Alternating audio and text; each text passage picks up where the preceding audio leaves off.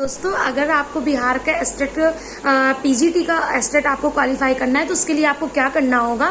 Like मेरा subject particle science था, तो मैंने पार्टिकल साइंस कैसे किया, क्योंकि जिस टाइम मैंने एग्जाम दिया था उस टाइम मैं बहुत बिजी थी और मैं नहीं कर सकती। तो मैं आपको ट्रिक बता रही हूँ, मैंने तो ऐसे एग्जाम दिया था, बट हाँ मैं मतलब उस टाइम एग्जाम टाइम मैंने एक मतलब अपने माइंड का यूज किया था, क्योंकि पार्टिकल साइंस के 100 क्वेश्चंस आने थे।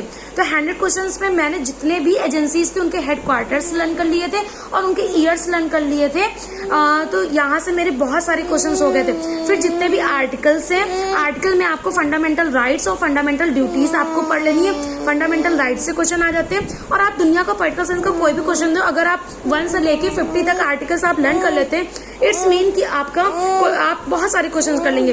और आपको ये याद रखना है कि कहाँ से कौन सी चीजें हमारी ली गई हैं। लाइक आपकी फंडामेंटल राइट्स कहाँ से लिए गए हैं, आपके डीपीएसपी नीति निर्देशक तत्व कहाँ से लिए गए हैं, ये तो आपके बहुत सारे क्वेश्चंस हो जाते हैं। तो हाँ, अदर स्टेट के बच्चों को, चाहे वो बॉय हो चाहे गर्ल हो, आपको 75 मार्क्स चाहिए। तो और हाँ, आप वहाँ से फी नंबर गेन कर लेंगे।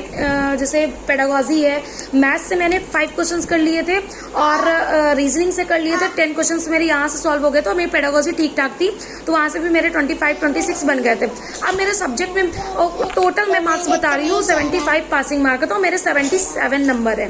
तो उसमें कोई ये नहीं है कि बट हाँ मैं पास हो गई।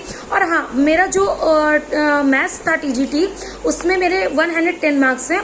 तो मैं इतना कहना चाहूंगी कि आपकी अगर अंडरस्टैंडिंग नहीं भी बहुत ज़्यादा है उस सब्जेक्ट में, मैथ्स में मेरी थी बट मेरी पार्टिकल साइंस में उतनी उस टाइम अंडरस्टैंडिंग नहीं थी जब मैंने एग्जाम दिया था, फिर भी आप क्वालिफाई कर सकते हो, क्योंकि आपके पास बहुत सारी चीज़ें हैं जिससे आप कर सकते हो। तो आप ज़्यादा प्रेशर नहीं लेना है। कुछ टॉपिक्स आपको नहीं, पूरी पार्ट को जो भी आपका पीजीटी का सब्जेक्ट है, आपको पूरे टॉपिक्स नहीं पढ़ने। मैं कहती हूँ आप सिर्फ 50% या 35% आप टॉपिक्स रेडी कर लो, और फिर उसके बाद 25% आप प्रिपेयर कर लो। 25% के बाद आपका इधर पेडागोजी वगैरह आ जाएगा और आराम से आप 77 नंबर मतलब। लेकिन हाँ, टारगेट आपको 75 का नहीं बना के चलना है, आपको 90 मार्क्स का टारगेट बना के चलना है।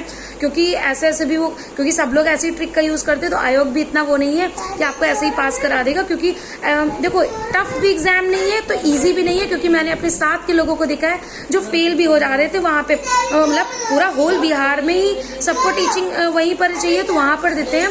तो फेल होने वाले भी मैंने कैंडिडेट देखे हैं। तो इतना इजी भी नहीं है, तो आप ना इतना टफ है। तो आप एग्जाम अगर आप हाँ, एक चीज और बिहार की ये खराबी है कि वो 15 दिन में भी एग्जाम करा सकता है। तो आप ये नहीं सोचना कि हमें बहुत टाइम दे देगा या कुछ कर देगा। जिस दिन से आप फॉर्म भरो, या अभी भी आप देख ही रहे हो कि फॉर्म आने वाला है, नोटिफिकेशन भी आ गया, तो आपको क्या करना है, आपको बिल्कुल उसके लिए पढ़ना है। पढ़ाई कभी बेकार नहीं जाएगी, चाहे वो 10 दिन बाद आए चाहे 15 दिन बाद आए।